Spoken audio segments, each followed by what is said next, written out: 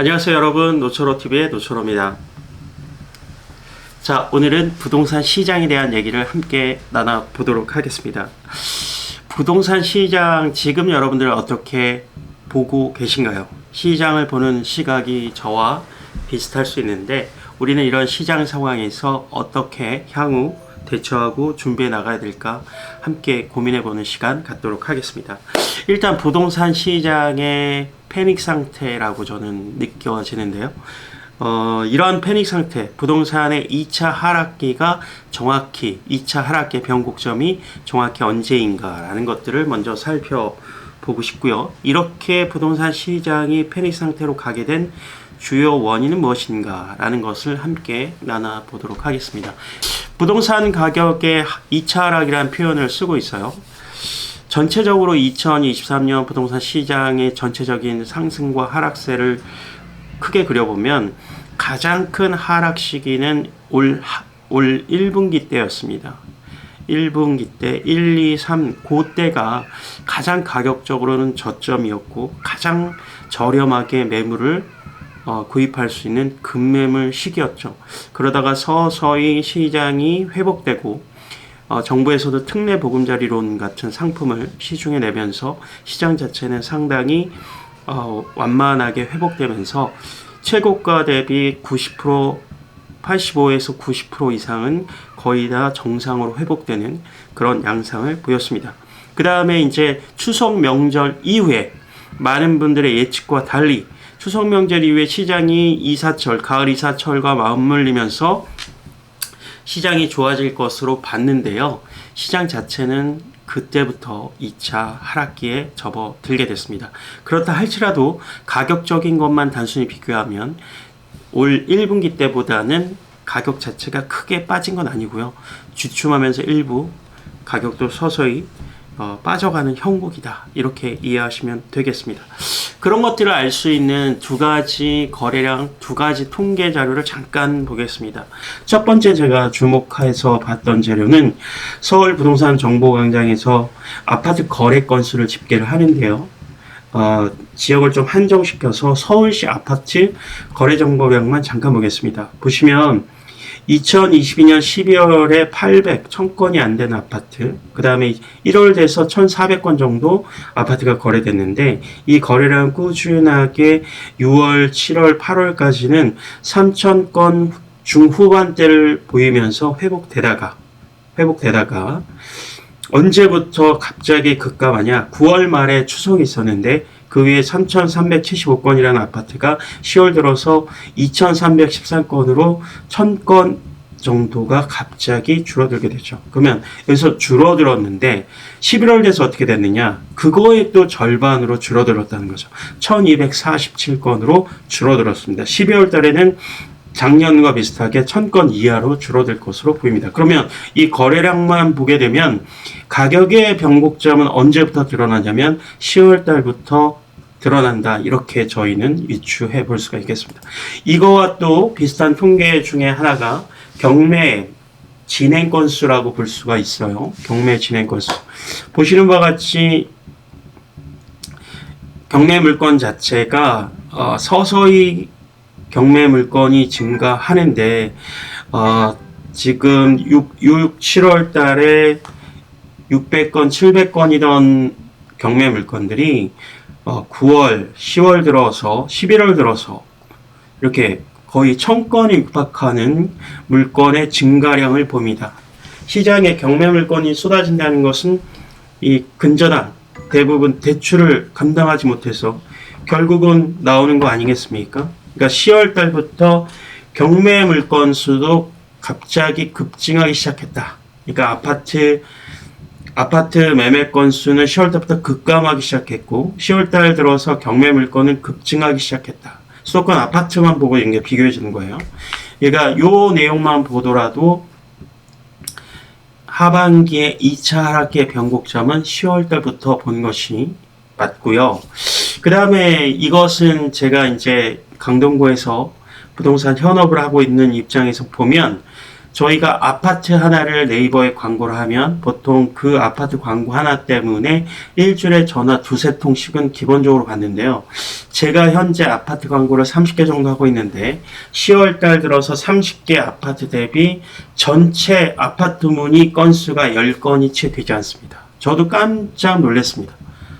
10월 달 들어서 언제 추석 명절 끝났으니까 이사 수요도 있고 여러 가지 기대를 했었는데 갑자기 전화량이 아파트 문의가 급감하고 사람들이 찾는 거는 원룸, 투룸 이런 것들에 대한 월세 수요, 월세 문의 전화만 간혹 오는 그런 형국이 되면서 와 10월 달부터 시장이 정말 패닉 상태에 빠져가는구나 이런 것들을 피부적으로 느낄 수 있었습니다. 이런 거래량 통계를 보여드렸는데요. 그렇다면 이렇게 아파트 패닉 상태, 부동산 패닉 상태가 온 주요한 이유가 무엇일까요? 저는 두 가지라고 보는데요. 첫 번째는 고금리입니다. 여러분들도 다 공감하실 겁니다. 우리가 이제 저도 담보대출을 일부 갖고 있는데요. 담보대출 거의 다 있지 않습니까? 아파트를 보유하고 있거나 주택을 보유하고 있으면 빚이 없는 분들이 없는데 제가 처음에 받을 때 3%대 중반에 담보대출 금리를 받았는데 지금 그 금리가 5%대 초반이거든요. 저 같은 분들이 상당히 많을 것으로 생각이 됩니다. 5%대가 넘어가면 실제 그 상환하는 입장에서는 굉장히 큰 금액입니다. 대출을 받는 금액에 따라서 다르겠지만 3%대 체감하는 느낌과 5%대 초반의 느낌은 굉장히 다르고요. 이 이자를 감당할 수 있는 사람들은 그래도 꾸역꾸역 원금 상환과 이자를 상환하겠지만 대출 금액이 워낙 큰 분들 같은 경우에는 이 상환 압박을 견디지 못하고 어떤 분은 경매로 어떤 분은 금매로 이렇게 시장에 물건을 던지는 패닉 상태가 보여지는 형국이죠. 그 현행 담보대출 금리, 정책금리 상품 말고 은행에서 취급하는 일반 담보대출 받으신 분들 같은 경우에 보통 5%대 초반의 금리를 적용받고 있다. 이것은 상당한 압박이 된다. 그 한 가지랑 그 다음 이 고금리 상태가 쉽게 금방 개선될 것 같진 않다라는 암울한 전망이 오히려 더 시장을 부동산 시장을 얼어붙게 하는 이 고금리의 기조가 미국도 그렇고 내년 뭐 중반기 하반기까지 이어진다라는 기사가 계속 쏟아졌잖아요. 그러니까 이 고금리라는 게 잠깐 내가 몇 개월만 견디면 금리가 떨어지겠구나라는 기대가 있으면은 이 정도로 패닉이 오지 않는데 오래 갈 것이다라는 걸 계속 시그널을 주니까 그게 굉장히 힘들었던 거고요. 두 번째는 경기죠, 경기. 특히 경기 변수 중에서 고물가가 너무나도 심각합니다. 일반 국민들이나 서민들이 느낄 때 체감할 때 뭐 공공요금 올랐죠, 밥값 올랐죠. 쉽게 얘기하는 우리가 소주나 맥주값도 너무 많이 올랐죠.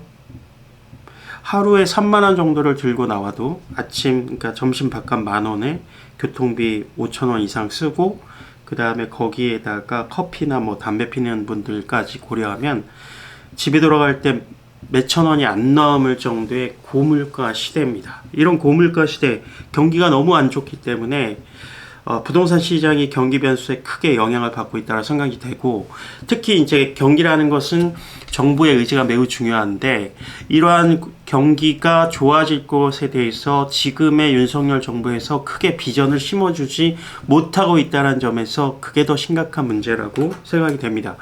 우리나라 같은 경우에 경기가 좋아질 것이다. 뭐 주식시장이 좋아질 것이다. 자산시장이 좋아질 것이다. 그 다음에 내 소득도 증가할 것이다. 여러 가지 이제 그런 비전과 꿈을 꿔야 되는데요.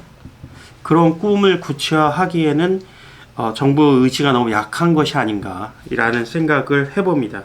그러니까 여러분 말씀드린 것처럼 고금리와 불경기 이 두 가지 변수가 지금의 부동산 시장에 패닉을 몰고 오고 있다. 저는 이렇게 생각이 됩니다. 그런데 이러한 시기에 최근에 이슈로 작용했던 재미있는 기사 중에 하나가 JYP 박진영 대표나 안테나의 유재석 씨가 몇 번의 부동산 투자를 했어요. 물론 개인의 투자 목적으로 한 건 아니겠지만 그래도 사업을 위해서든 뭔가 하여튼 부동산을 샀다라는 것이 핵심이죠. 모든 사람이 부동산 시장이 불황이라고 패닉이라고 얘기하는 이 상황에서 아무리 사업을 위해서 투자한다라는 상황에서도 부동산 전반적인 시장을 고려하지 않을 수 없었을 텐데 과감하게 부동산 투자에 나섰다는 것은 저는 시사점이 크다라고 생각이 됩니다. 12월이 되다 보니까 부동산 시장을 예측하는 많은 분들이 언론의 기사가 되고 있어요. 대다수의 지금 생각은 내년 하반기까지 부동산 시장이 어려울 것이다. 그런 얘기들을 많이 쏟아지고 있는데 저 개인적으로는 이 자리를 빌어서 말씀드리자면 내년 상반기까지 불경기와 고금리 상황에 대한 문제가 쉽게 희석되지 않으리라고 생각이 돼서 내년 상반기는 명확하게 보입니다. 그런데 상반기 이후에 올해 보였던 양태 흐름을 보이면서 완만하게 부동산 시장이 조금씩 하락기를 조금 벗어나는 형국이 보이지 않을까 싶어요. 그래서 부동산을 투자하시는 분과 부동산을 꼭 사야 되는, 이사를 가야 하는, 또는 어떤 가족이 늘어나서 집을 마련해야 하는 분들에게는 올 겨울이 매우 중요한 시기가 될 것으로 저는 판단해 봅니다. 여러분, 저는 부동산 시장의 급속한 급등도, 부동산 시장의 급락도, 그런 것들을 원하지 않습니다. 모든 사람이 정상적인 부동산 시장, 물가 상승률 정도의 완만한 상승이 가장 이상적인 시장이라고 해요. 그 정도가 됐을 때 자산을 갖고 있는 분들 또는 자산을 매입하려고 하는 분들이 수용할 수 있는 범주가 되거든요. 너무나 급등과 급락은 상당히 부작용을 낳기 때문에 그렇게 된다라고 봅니다. 앞으로 지금의 패닉 상태가 속히 해결이 되고 정상적인 부동산 시장이 되기를 꿈꾸면서 오늘의 여기는 여기까지 하도록 하겠습니다. 감사합니다.